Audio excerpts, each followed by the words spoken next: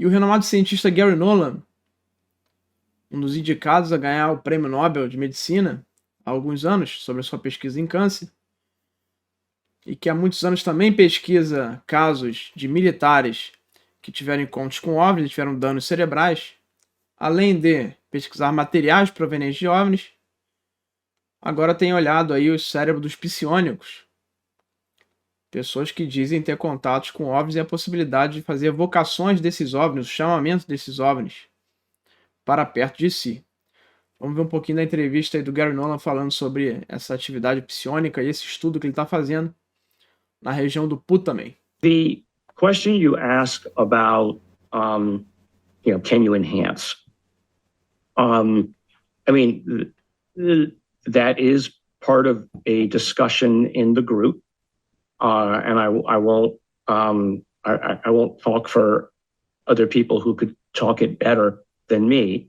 But it was from the very beginning in my mind. Once you localize a function in the caudate putamen that might be involved in the processing of information, if not the actual, let's say, antenna. I don't think the caudate putamen is the antenna.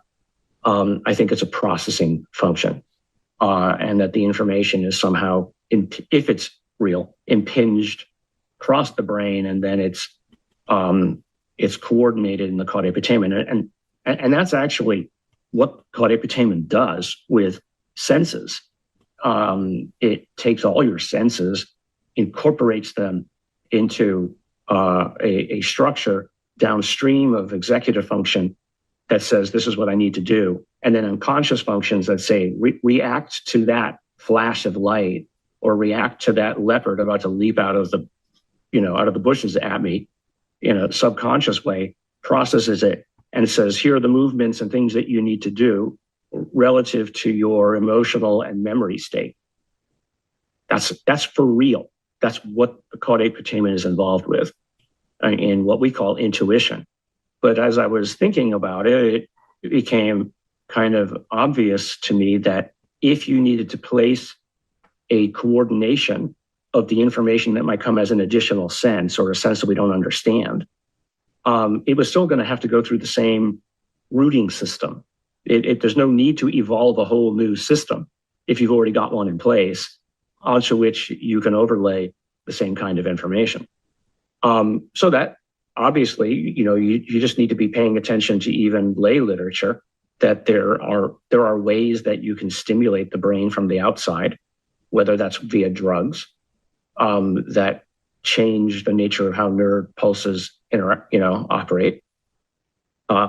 Things as drastic as DMT and LSD and the whole tryptamine family and beyond, to electromagnetic transcranial stimulation that's been around for a couple of decades now, and now ultrasonic stimulation of the brain in ways that don't fry the brain, but yet turn on or off various regions, and it's now known that you can do that. So it's an obvious next step to say, okay, well, if this part of the brain is involved in, let's say, claimed remote viewing or claimed psionic interaction with entities from beyond, why don't we try stimulating it and see if it gets any better or worse? But here's the problem. People might do that in their garage, and God knows what that does to people, right? You don't want to be messing around with your brain. You don't want to be the guinea pig. So again, stepping back and doing this in a formally scientific way, first of all, looking at the ethics of what you're doing, getting institutional review board approvals, which is the standard way that clinical trials are ever done on humans, where you basically say to a board of experts, ethics and whatever the relevant science is, say, how do you do this? Or this is our proposal. Do you see any holes in it? Do you see where we might get in trouble doing this? Like, for instance, you don't do it on children. And even with parental consent, because, consent really means you understand. consent doesn't mean that somebody let you do it. So, you really have to understand what it is that you're doing and why you're doing it. And then you put it together in a way that the time and money and effort spent doing it is not wasted, so that you try to fill all the potential loopholes ahead of time and the mistakes you could have made, so that you don't waste anybody's time in the process of carrying it out. So yeah, I mean, and again, I now know of many groups trying this, and it's not just the people that I'm most immediately talking to, and that's exciting. Então tá aí o Gary Nolan, ele que já havia, como eu falei, estudado os cérebros de militares que tiveram encontros com OVNIs, e ele identificou que vários desses militares que tiveram encontros com OVNIs, eles tinham uma mudança aí na estrutura de uma região chamada putamen, núcleo caudado no cérebro, e que talvez essa estrutura seja um dos motivos por que esses militares tiveram encontros próximos. Ele acredita que talvez esses encontros ou mudaram essa estrutura, ou essa estrutura poderia explicar a atração aí por esses OVNIs. E ele tem feito a mesma analogia com os psionicos. Talvez esses caras que são psionicos, que consigam evocar OVNIs, eles tenham aí uma habilidade devido a uma mudança nessa estrutura, ou essa estrutura tenha sofrido uma modificação em virtude desses contatos que eles têm. E ele está tentando fazer esse tipo de pesquisa. Ele fala aí sobre a preocupação, também de colocar isso no conselho de ética, né?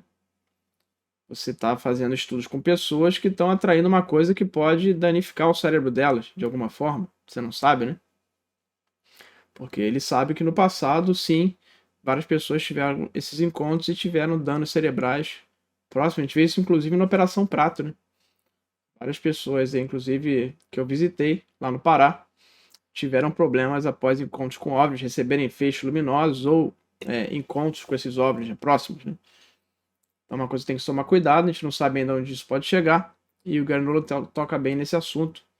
Ele revela aí, né? O Gary Nolan é o cientista chefe do grupo Skywatch, que faz evocações de OVNIs, e ele diz que há outros grupos, né, secretos aí que não são divulgados ainda e que estão fazendo a mesma coisa. Então começou uma corrida aí de vários grupos para fazer testes com essa evocação de OVNIs com psionicos e esse tipo de contatos, né? Vamos ver onde isso vai levar. Muitos têm falado aí que isso é muito perigoso, pois próprios psionicos, né, têm dito isso, que isso é muito perigoso porque você não sabe quem você está atraindo. Então você pode estar atraindo algo para dentro da sua cabeça que vai poder te manipular e criar um problema para você mentalmente. Então é isso. Um abraço e até a próxima.